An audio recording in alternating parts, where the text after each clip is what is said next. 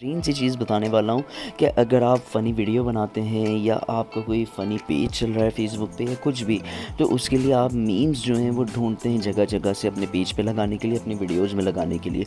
तो अब आपको ढूँढने की ज़रूरत नहीं है, क्योंकि आपके साथ मैं ऐसी एक एआई की वेबसाइट शेयर करने वाला हूँ जहाँ पे आप अपने मीम खुद क्रिएट कर सकते हैं। यहाँ पे मैंने व्हाट्सएप लिख दिया और यहाँ से मैंने किया जनरेट पे क्लिक करने के बाद उसके अंदर व्हाट्सएप शामिल है। आप चाहें तो यहाँ से भी इसको एडिट कर सकते हैं अपने हिसाब से। कोई चीज़ अगर आपने लगानी है, नहीं लगानी, तो उस हिसाब से आप इसको एडिट भी कर सकते हैं। तो ये एक मीम का क्राइटेरिया हो गया। दूसरा क्या है, थीम मीम्स। इसको हम चेक कर लेते हैं। यहाँ पे इस तरीके की आप थीम सेलेक्ट करें तो उस, जैसे फॉर एग्जांपल ये वाली थीम है। अब मैं यहाँ पे लिखता हूँ सन, ठीक है। जनरेट करने से पहले मुझे टेम्पलेट को पिक करना पड़ेगा, कौन सा टेम्पलेट चाहिए मुझे।